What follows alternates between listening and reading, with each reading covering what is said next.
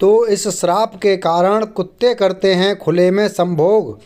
पांचाल राज्य के राजा द्रुपद ने अपनी बेटी द्रौपदी का स्वयंवर अपनी राजधानी काम्पिल्य में रखा था।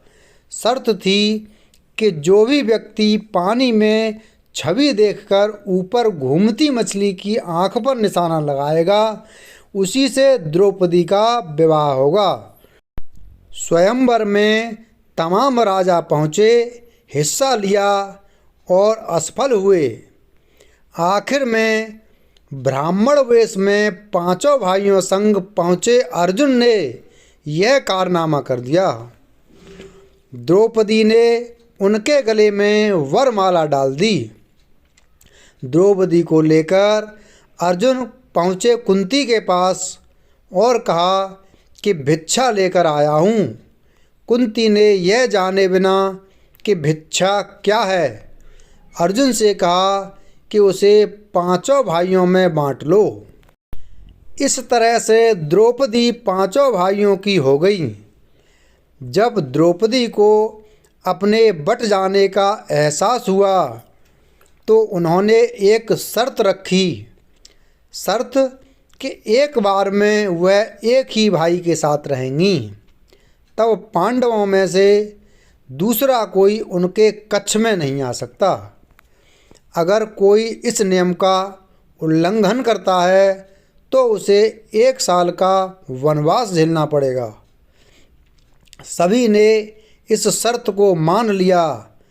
तय किया गया कि जो भी भाई द्रौपदी के कक्ष में जाएगा वह अपनी पादुका यानी अपना जूता कक्ष के बाहर छोड़ देगा। इससे सभी को अंदाज़ा हो जाएगा कि कोई दूसरा भाई द्रौपदी के साथ है। एक बार द्रौपदी के साथ युधिष्ठिर थे, लेकिन तब ही कक्ष में अर्जुन भी पहुंच गए। उन्होंने दोनों को एक साथ देख लिया। इससे द्रौपदी और युधिष्ठिर तो लज्जित हुए ही, अर्जुन भी शर्मसार हो गए। लज्जित द्रौपदी को अर्जुन पर खूब गुस्सा आया। उन्होंने बेहद गुस्से में अर्जुन से पूछा कि क्या उन्हें बाहर पादुका नहीं दिखी। इस पर सिर नीचा किए अर्जुन ने कहा, नहीं। इसके बाद अर्जुन और भीम उस पादुका की खोज में निकल पड़े। एक जंगल में उन्हें कुछ कुत्ते युधिष्ठिर की पादुका से खेलते दिखे। जब उन्होंने आकर पूरा माजरा द्रौपदी को कह सुनाया तो गुस्से से तमतमाई द्रौपदी ने कुत्तों की समूची प्रजाति को शाप दे दिया।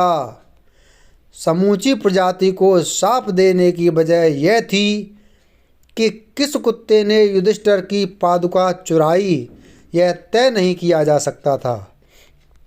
द्रौपदी ने शाप दिया कि एक कुत्ते की वजह से उन्हें लज्जित होना पड़ा है।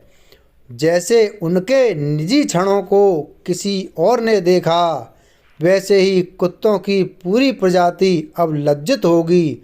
वे सभी के सामने सहवास करेंगे और हंसी का पात्र बनेंगे।